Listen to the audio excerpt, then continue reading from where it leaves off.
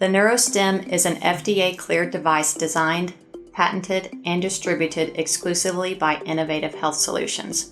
The Neuro Stim was FDA cleared in 2014 to a target population of acute and chronic pain.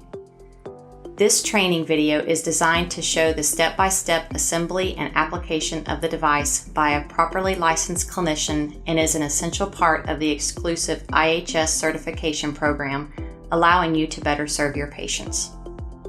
Open the kit by peeling back the front cover.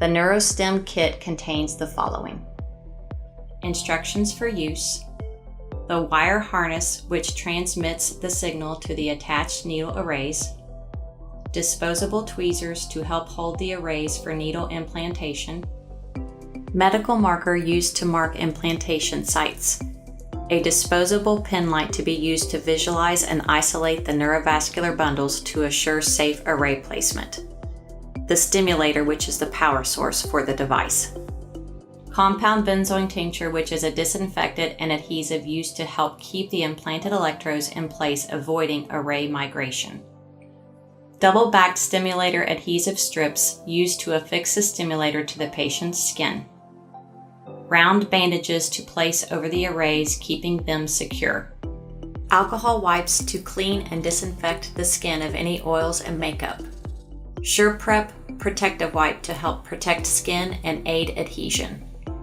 Tegaderm for additional coverage of the stimulator and wires if needed, biohazard bag for device disposal, and a patient information card. All necessary items for treatment are provided in the single-use disposable kit. The use of either ear is acceptable when placing the device. Sleeping habits and cell phone use should be taken into consideration. If the patient consistently sleeps on one side, then place the device on the opposite side if possible, as pressure from sleeping on the ear may cause discomfort or may contribute to array dislodgement. Stimulation from either ear will not affect the results. Patient comfort and ease of wear are the most important factors. Next, clean the entire ear with the provided alcohol wipe and allow to dry. Then proceed with SurePrep, where the leads will be implanted. The wire harness has 4 leads, 3 of which are single-pin electrodes and 1 is a white multi-pin array which serves as a ground wire. The multi-point array, or white ground wire, should always be placed on the lobe. 2 of the single-pin electrodes and the multi-point array are placed on the front of the ear, known as the ventral, and 1 single-pin electrode is placed on the back of the ear, known as the dorsal. The use of the enclosed pin light is necessary to visualize and isolate the auricular neurovascular bundles to avoid direct implantation into an arterial branch. Using the pin light behind the ear helps visualize the neurovascular bundles from the ventral aspect or from the front of the ear to visualize the dorsal aspects. The final lead placement points are then marked with the provided medical marker. Please note the implantation sites of the electrodes should not be directly over a large arterial branch to avoid bleeding, minimum tissue resistance, and minimize patient discomfort.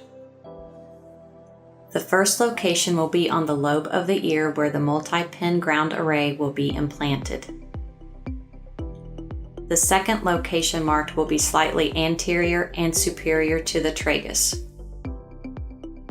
The third location will be marked in the superior 1/3 of the ventral aspect of the ear as illustrated. The final location to be marked is on the dorsal aspect of the ear.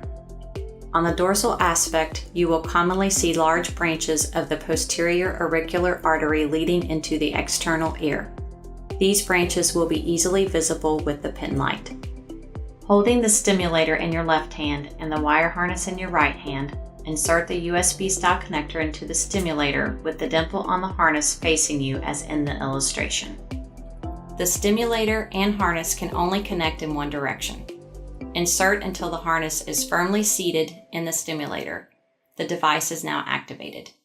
Place the stimulator against the skin to see if the device should be placed with the wires going under or over the top of the ear. The electrode implantation sites previously marked will help determine the proper orientation of the device. The size and shape of ears are different and will vary from person to person, so be sure the leads can reach the previously marked location of the electrode arrays. Once the proper location of the stimulator is determined, peel the back off the adhesive strip provided in the kit and place it on the side of the stimulator, which will face the patient's skin. Next, remove the backing on the adhesive strip, which will adhere the stimulator to the patient's skin. Place the stimulator in the desired location and hold firmly for 10 seconds. Peel back the package holding the compound benzoin adhesive vial. Remove and squeeze or gently bend the vial containing the adhesive. Hold the vial upside down, allowing the solution to flow into the sponge on the end. Gently place the tincture on the areas previously marked for electrode implantation. Allow enough time for the tincture to dry completely. Place a round bandage on the back of the multi-point ground white wire electrode using the provided plastic tweezers as illustrated. Place the round bandage and electrode on the lobe. You may want to hold the lobe between your finger and thumb, giving it a quick, gentle squeeze using enough pressure to pierce the skin. You can often feel a slight pop as the pin pierces the skin. The edges of the bandages can be burnished to make sure the edges are secured. Although the remaining electrodes are single pins, the same application procedure is followed. All 3 remaining single pin electrodes are the same and any can be used. It is recommended to place the second electrode slightly anterior and superior to the tragus of the ear, as previously marked, being sure to apply enough pressure to pierce the skin. The second single pin electrode is implanted into the superior 1/3 of the ventral aspect of the ear in the same manner. Again, only gentle pressure is needed and a slight pop can be felt. The final electrode is placed on the dorsal aspect of the ear in the previously marked area. Throughout this process, the patient's ear will turn slightly red and may feel warm. This is an indication that the desired neurovascular field effect has been accomplished. After all the electrodes have been placed, it is recommended to once again burnish the edges of the round bandages to assure they are all properly secured. Tegaderm tape provided in the kit can be used to further affix the stimulator and wires for additional security if desired, although often not necessary. After completion of device placement, the kit and the enclosures should be properly disposed. The patient should be observed for a minimum of 15 minutes and up to an hour after placement, depending upon the rationale for treatment and the need to document symptom reduction.